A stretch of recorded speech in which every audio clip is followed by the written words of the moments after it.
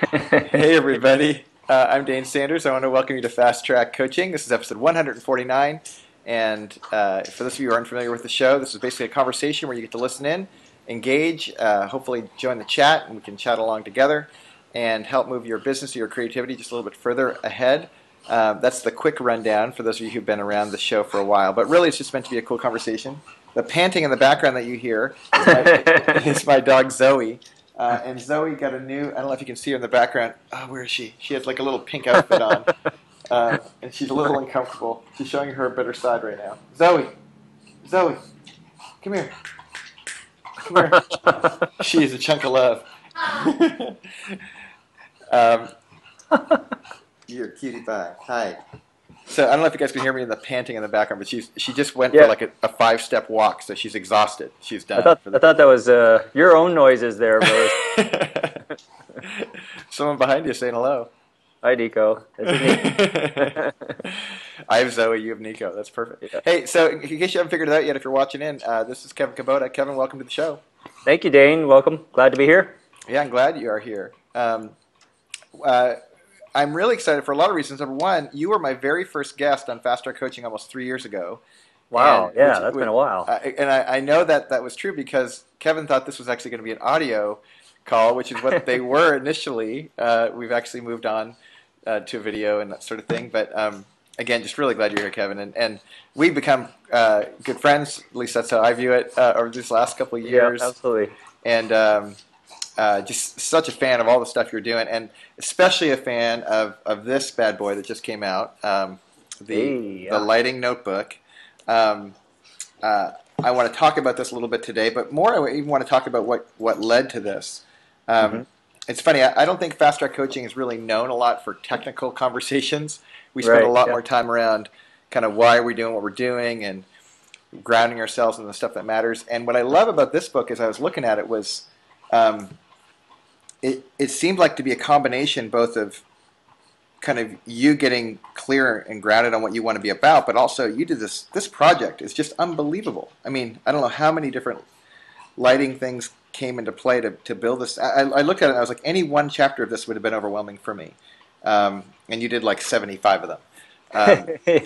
But talk a little bit about, for those people, I can't imagine anyone not being the case, but kind of a little bit of your story in brief, but I'm especially interested in this last year or so that led to the publication of Lighting Notebook.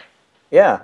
Well, basically I started as a wedding photographer and started doing portraits and weddings and headshots. This was about 20 years ago, and that evolved into kind of focusing on weddings as a thing I was really the most passionate about. And after doing that for 10 years or so, I started to teach and to share what I was learning and doing with digital photography, and that led to doing workshops. One of them is our digital boot camp, which you've been a guest at.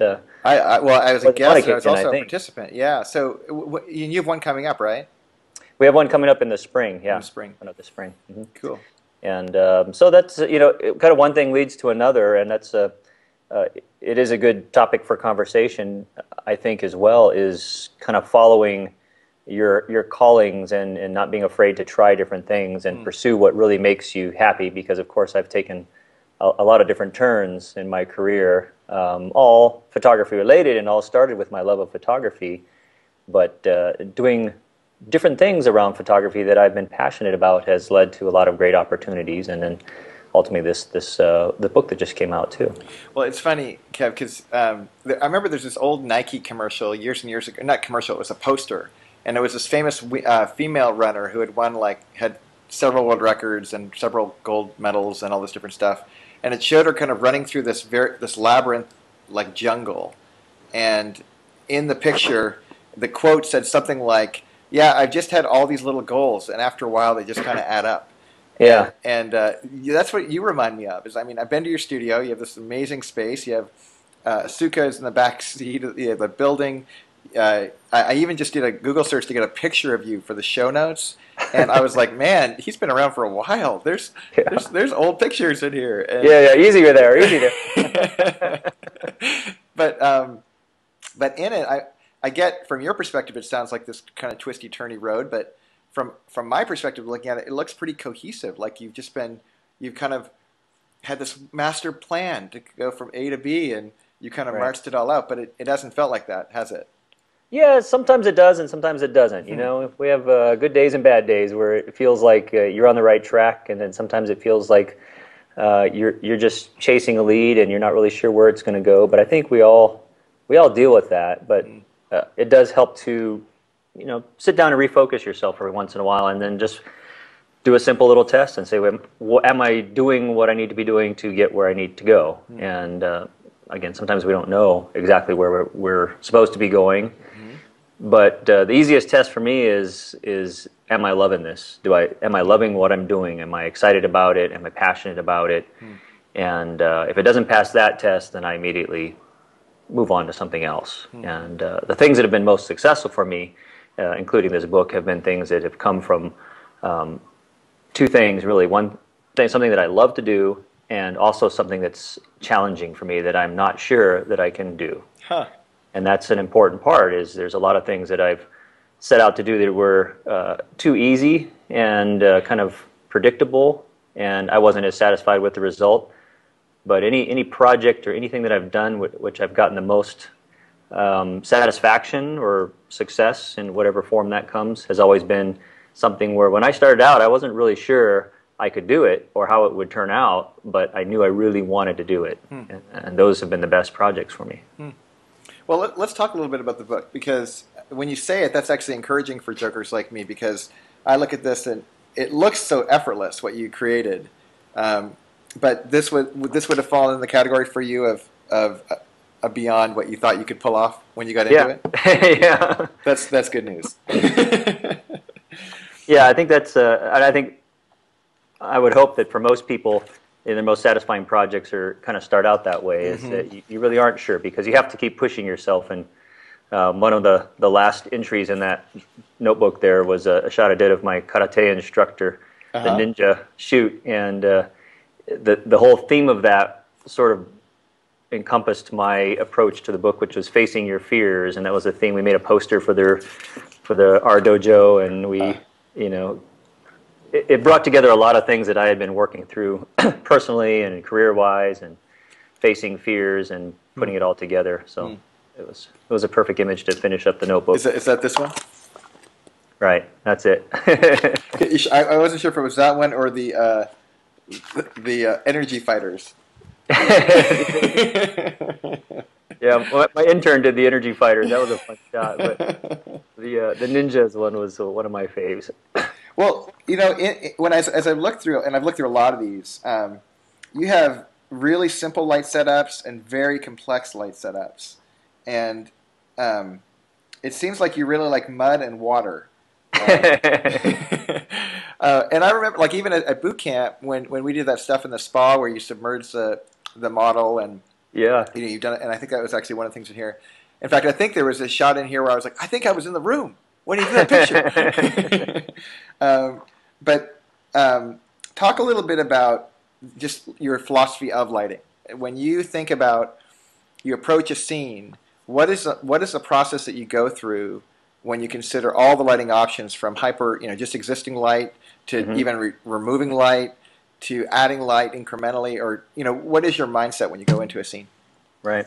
I think you first have to go into the scene with just starting with the result in mind. Of course, is what's going to be appropriate for this subject. Whether it's a simple senior, you don't always want to go over the top and crazy. If it's a family portrait, you're not going to do all this crazy dramatic lighting, which, number one, is going to be impossible for them to be patient enough to sit through, but it just wouldn't be appropriate. So I always start off with the result I want, whether I want it to be dramatic or simple or clean, or what kind of message I'm trying to give. And then I work backwards from there and build the lighting up to fit that end result or that image that I have in my mind.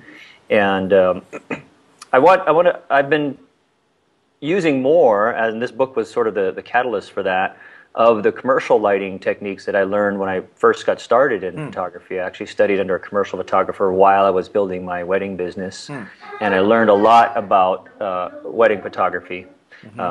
Commercial photography that I applied to my wedding photography as well.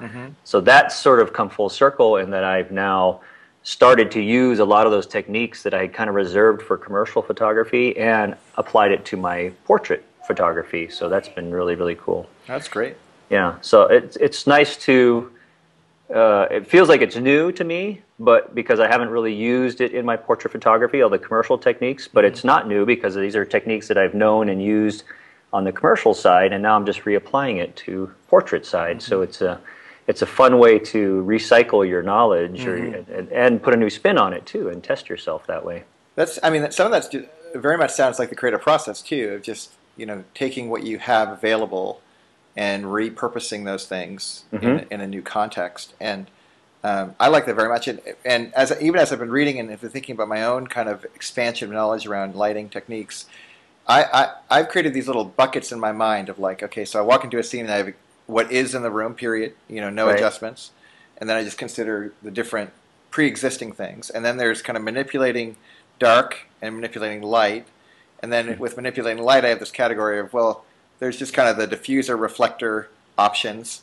Then there's the speed light options, you know, single and multiples. And then there's the combination of speed lights with reflectors and diffusers. Yeah. And then you get into block lights, which, you know, then you have all these power kits and stuff. And do you have a favorite kind of, and maybe there's other ones that I'm just not aware of, but like when you walk into a scene, do you have your favorites? Like you because it seems like I make this up, but it seems like you just like gadgets. Like you like bringing in the gear. Oh yeah, we love gadgets. Yeah, I bring all my gadgets, even though I don't use them all the time. And honestly, I do. You know, I love to have photo gadgets. I think most photographers kind of get into that. But I also I like simple as well. So. Photography years and years ago, I heard a quote from a photographer. I can't remember who it was, but he was telling a story about as a commercial photographer that you get called in to do a shoot and it's never exactly what you expect or the art director tells you it's going to be. And he says you could be called to go and photograph a mouse and you get there and the art director actually said a house. And so you've got to be prepared for anything. So that's kind of what I approach. You know, I may pack my car full of lighting equipment when I go to a shoot, but 10% of it comes out and the rest stays in the car. But I'm prepared for whatever comes to my mind. Maybe I'll get there and maybe we'll talk. And a lot of ideas come from just talking with the client and brainstorming. And then I say, oh, this might be kind of cool. And they go, oh, yeah, or what if we did this and brought this piece of prop out or whatever. And then all of a sudden, oh, that'd be great if I had this kind of a light, which I happen to have in my trunk. Let me go grab it. And then so I try to keep it simple if I can. I really do like simple because I think that lighting still shouldn't get in the way of you interacting with your client and getting great expressions. And so if you're too confused by your lighting and the tools that you have and you can't figure out how to make them all work and you're sitting there, you know, fiddling with your things so much, you're going to lose track of getting that expression, getting the poses, getting the emotion from your client, which is really difficult to do. And that's I think one of the best reasons to actually spend time learning lighting is that, of course, the more comfortable you become with it and the faster you can do it, then the better you can use it on location. That makes sense to me. I mean, even as you're talking, I'm brought back to these moments, and it still happens periodically now, but especially early in my career, where I'd be so consumed with literally trying to figure out gear on the job that you're right. I would just kind of zone out and miss important pieces. Or get so concerned about the gear, trying to making about the gear that I'd miss opportunities. Yeah. The other part that I'm noticing too is, Kevin, you're pretty much the full package, because when you introduce the in camera getting it right, and you're known for kind of the man on post production. How much of a difference does it make when you get everything right in camera and you have the tools available to you afterward to do things? Right. Because for the classic example in my mind is Ghionis, who I don't think even knows how to open Photoshop, but he does get some just jaw dropping stuff in camera because he's a master at light. But at the same time, I look at you and I'm like, oh my gosh, you can do stuff pre and post. Do you find yourself picking one or the other, or do you have them play hand in hand, or how do you do it? Hand in hand, definitely. I think it's one complements the other, and the more beautiful you can get it behind the camera, my personal philosophy is there's always something more you can add in post. I think even those who shoot in camera and don't know how to use Photoshop, the images you see are finished by somebody. They're not just contact prints. Right. In other words, so whether they're finishing or somebody else is finishing. That's right. That post makes it absolutely, takes it to the top. That's where you impart your little artistic vision, make it different from somebody else who would have taken the same shot. So I think they go hand in hand, and I enjoy both processes just as much. And I love shooting. I love getting it, seeing on the back of the LCD, going, wow, that's awesome, and then taking the Photoshop and throwing some things and go, ooh, even more awesome. And that's like when it all comes together. That's the way I like to see it happen. That's great. Well, there's two things that you addressed in your book. One obviously is lighting setups, and the other is style. And style is a tough topic to address because number one, it's so subjective, and number two, it's hard to even define what it is. And maybe I'd love to hear you talk a little bit about when someone says they have a style of lighting, or you think of your own style of lighting, or other people that you admire or have esteem for. What do you mean by style of lighting? And then second, how does one develop a style in lighting? And is it the same kind of developing of style as building a portfolio body of work? Yeah, it is a tricky thing because there are obviously a certain, if we want to just say styles in the traditional sense, there's people who tend to use hard light, tend to use direct light, people who use certain colors of light. Like I tend to lean towards combinations of warm lighting with blue backgrounds or blue supplementary colors through gels in the background, and you'll see that in a lot of the images in there. I like the warm and cool contrast together. You and your yin-yang. Yin-yang or something like that. So those can be, considered styles, but I also like to keep pushing myself.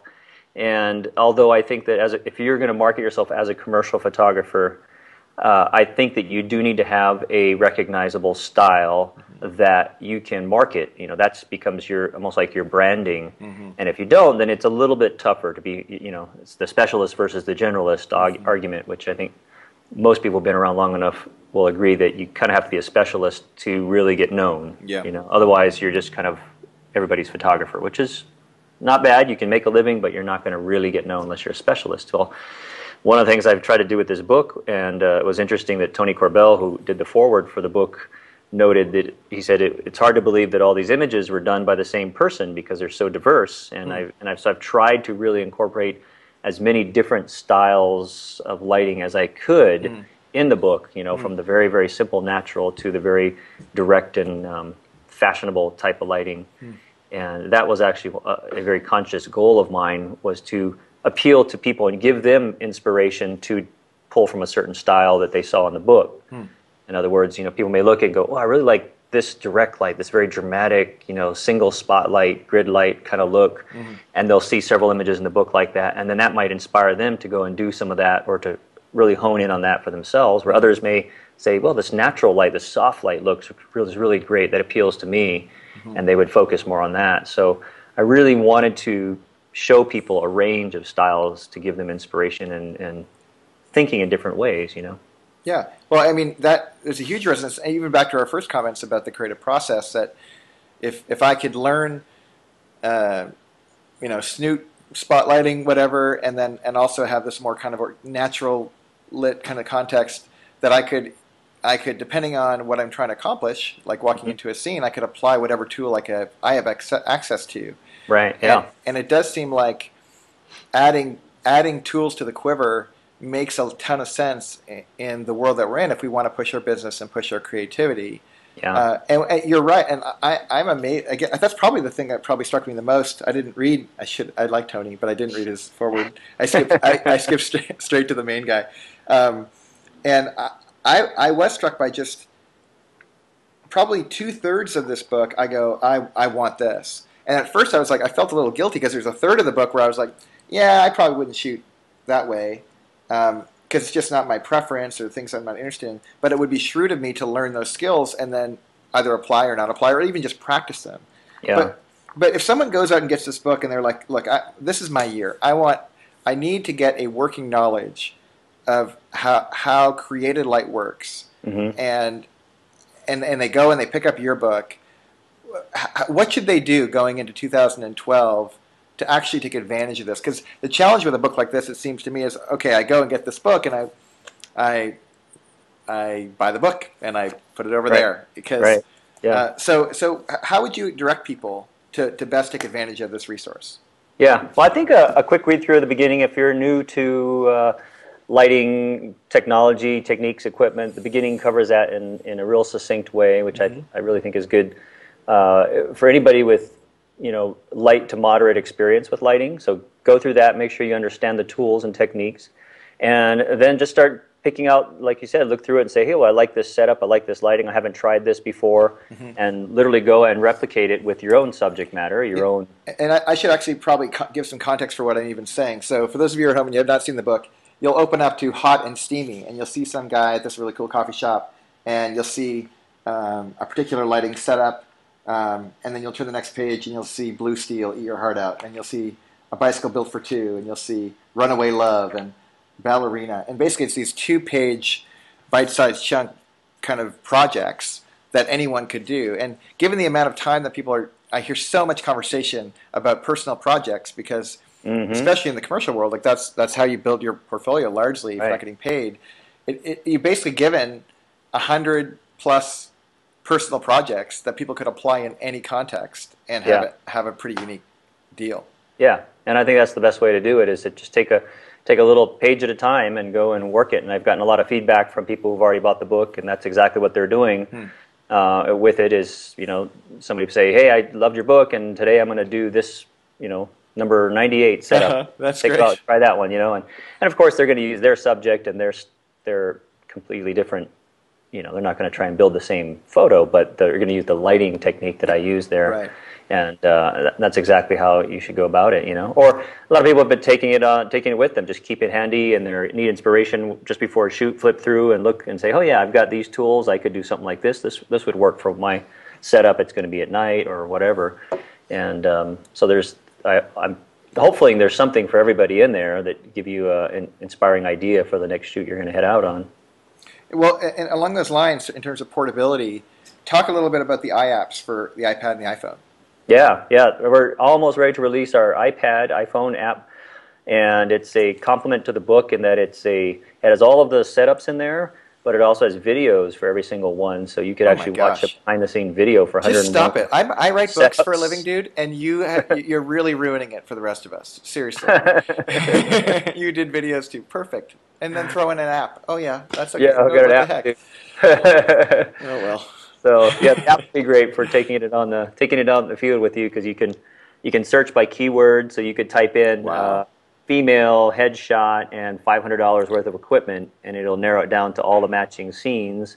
And then you click on those, and that'll bring you up all the setup information as well as a video to watch as we shot that one. So that's cool. I mean, I actually like the physical version personally. I think it's helpful to have it tactile wise, and I could be more methodical. And honestly, it actually has lived a fair amount by my bed, because I can do it in a bite-sized chunk, kind of learn a little thing, and then put it aside, which I really dig. But when that comes out, the iApp or whatever, how much is that going to be? Do we know the price points on that yet? I don't have the price point yet, but it's going to be comparable to the book, if not a little less. It doesn't have all of the educational component, It's more of a reference tool. Chunk. It's more of just the setups and the videos in the app. Yeah. So it's a direct reference to the setups. Well, I'm super excited to see that when it comes out. Yeah. So cool. So what does 2012 look like for you moving forward? Well, there's quite a bit of things. I've got a couple more books in the works. That one, I don't know if we mentioned it, but I was kind of stoked that Amazon just came out with their best books of 2011, and we were in the top 10 for art and photography. That's awesome, man! Congratulations. 2011, so that was really cool, and so there's a lot of opportunities for follow-up, and so I have some new books in the works, and I'm not going to tell you what they are just yet, but we'll soon be announcing it. Even if you told us, none of us could catch up, so that's all right. So so new books and a lot more multimedia too. We're going to continue with the videos, and we've got I actually have a new Photoshop Everyone DVD that I did with some friends of mine from Cinestories, and we did How to Photoshop Everyone instructional Photoshop DVD, but done as a comedy movie. Huh. So it's really fun. It's entertaining. It's going to be educational, but like a full-length movie about Photoshop, how to Photoshop everyone. Wow. And so it's a totally new. I mean, I haven't really seen anybody do anything like this. So if you'd like to get educated and have a few laughs and watch me make a fool of myself, then this is the my three DVD favorite for things. you. My three favorite. So that's awesome, and that's going to be released any day now, and then we have more of those projects slated for next year as well. So quite a few things going on, and it's all about, again, doing what I love to do, which is to educate, to share, and have fun with it. You know, make sure I'm having fun and that people are enjoying learning from me. I really don't want to bore anybody while I'm teaching them. So that's my goal. And obviously, you know, it's funny because there are, it's hard to believe how people get to know each other, but people get to know you. Some people are going to get to know you for the first time through this book, and they won't even know necessarily about Kubota Image Tools and all the great resources you provide. Nor they might not know about the work you do humanitarian-wise in other contexts, or that you're a family guy, or that you're just a great guy. And I honestly, every time I get a chance to say anything publicly about you, and privately, I need to throw that in too. Honestly, you're a great guy, you're a good friend, but you're just a good human. And our industry is so indebted to all these different contributions. And I know it's tempting, I think, from the outside looking in, to be like, okay, can we just give this guy a Lifetime Achievement Award now and be done? But you're clearly in stride right now, and this is in your wheelhouse, man. You are making such a mark right now. And I know I'm speaking for a lot of people when I say thanks for doing this. Thanks for being on the show. I'm definitely going to bug you and have you back on. Yeah. But thanks for all you do, Kev. Yeah, thank you, Dane. I feel the same about you. I'm proud to know you, and I'm amazed that it's been 3 years since I've seen you on the show, and you've been going strong ever since. So yeah. It's a great program. I have great a show for it. Look, you're great. Everything. It's wearing you out. Cool. Well, if this is valuable to any of you guys watching at home, please be sure to follow @KevinKubota. I love it when you say something nice with @Dane Sanders. If you can ever use a hashtag, please use Better Together as the hashtag. And be sure to jump outside quickly, grab the lighting notebook. Kevin Kubota's lighting notebook, 101 lighting styles and setups for digital photographers. I promise you it is worth your weight in gold. So go have fun. Thanks, you guys. Thanks, Kev. Thanks, Dane. Talk to you guys later. Bye-bye. Bye.